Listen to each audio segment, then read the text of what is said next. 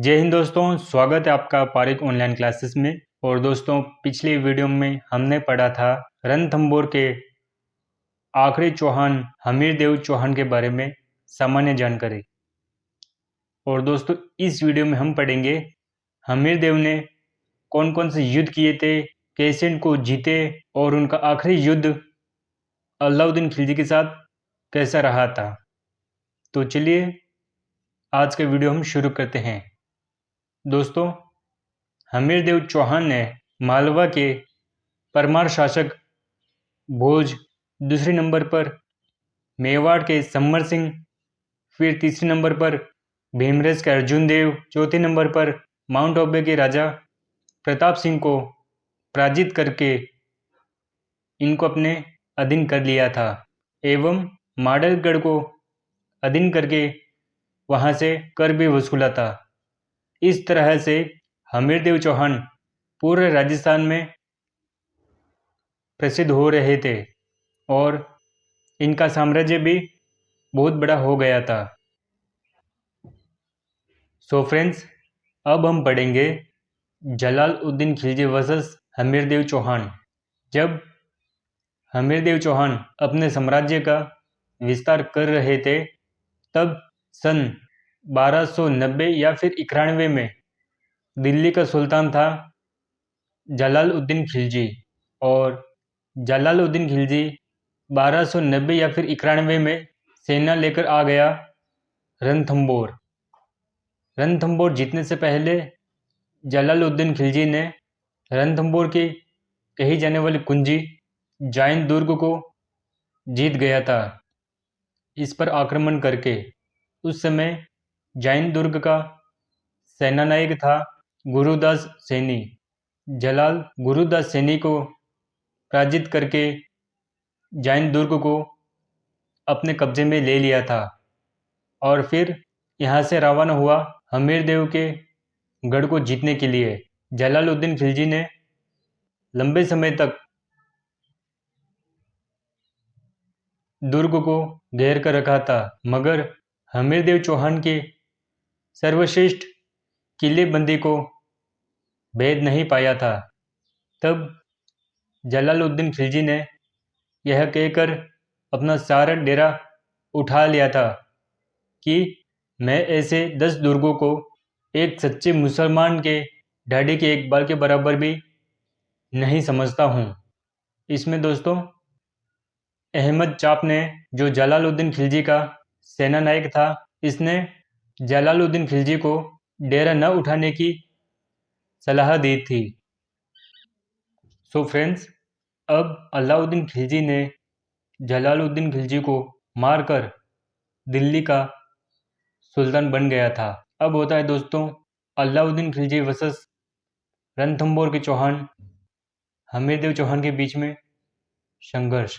इस युद्ध के दोस्तों 3 कारण बताए गए हैं। पहला कारण, अलाउद्दीन खिलजी जब अपनी सेना गुजरात की तरफ रवाना की थी युद्ध के लिए, उस समय मंगोल सेनाओं के 2 सेनापति, जिनके नाम मोहम्मद शाह एवं के हबरू था, इन्होंने गुजरात से लूटे हुए खजाने को लूटकर हमीरदेव चौहान के पास शरण ले ली थी।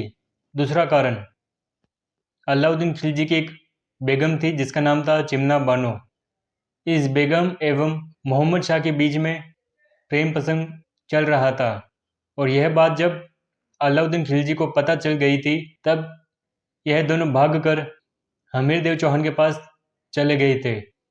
तीसरा कारण दोस्तों, रणथंभौर को जीतने के लिए जलालुद्दीन खिलजी भी आया था मगर जीत नहीं पाया था। इसी अधूरे अभियान को पूर्ण करने के लिए अलाउद्दीन खिलजी स्वयं सेना लेकर आया था।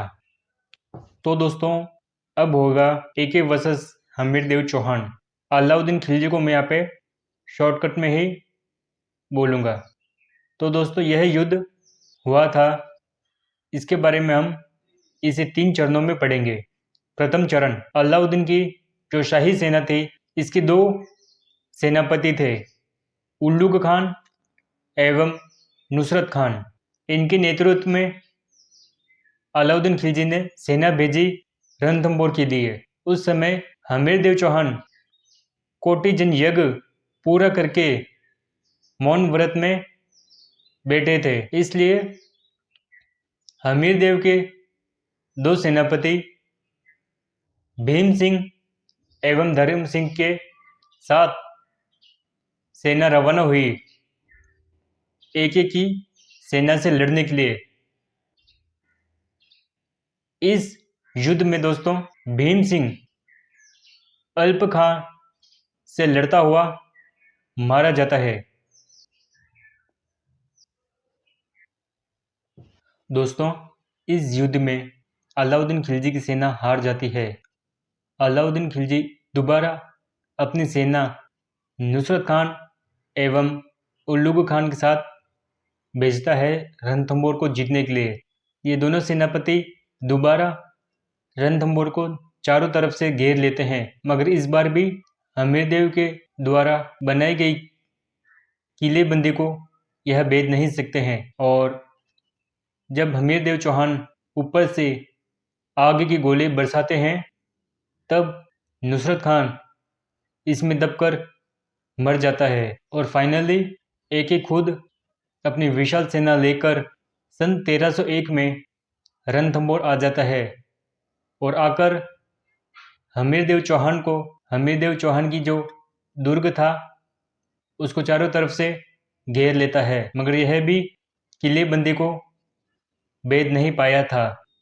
और कुछ समय इंतज़ार करने के बाद एके ने षड्यंत्र रचकर हमीरदेव के दो सेनापति रणमल एवं रत्तीपाल को अपनी तरफ कर लिया था। अब दोस्तों एके ने रणमल एवं रत्तीपाल को लालच देकर अपनी तरफ मिला लिया था और अब होता है तीसरा चरण शुरू। सन 1301 11 जुलाई को हमीरदेव एवं एके के बीच में युद्ध होता है। इस युद्ध में हमीरदेव ने केसरिया धारण कर लिया था और इनकी महारानी रंगदेव ने जौहर कर लिया था दोस्तों। और इनकी एक पुत्री थी जिसका नाम था पद्मा और इसका ही दूसरा नाम मिलता है दोस्तों देवल। इसने पद्मला नामक तालाब में कूदकर अपनी जीवन लीला समाप्त कर दी। दोस्तों यह राजस्थान का एकमात्र जल जौहर है दोस्तों। इसके अलावा राजस्थान में और कहीं भी जल जौहर नहीं हुआ था। इसके अलावा दोस्तों यह राजस्थान का प्रथम पारमाणिक शाखा है दोस्तों। अलाउद्दीन खिलजी ने रणथंभौर के गढ़ को जीतकर इसका कार्यभार अपने सेनापति उल्लुग खान को सौंप दिया था और अलाउद्दीन खिलजी के विद्वान जिसका नाम था अमीर खुसरो, इसने अलाउद्दीन खिलजी को कहा था कि आज कुफ्र का गढ़ इस्लाम का गढ़ हो गया है।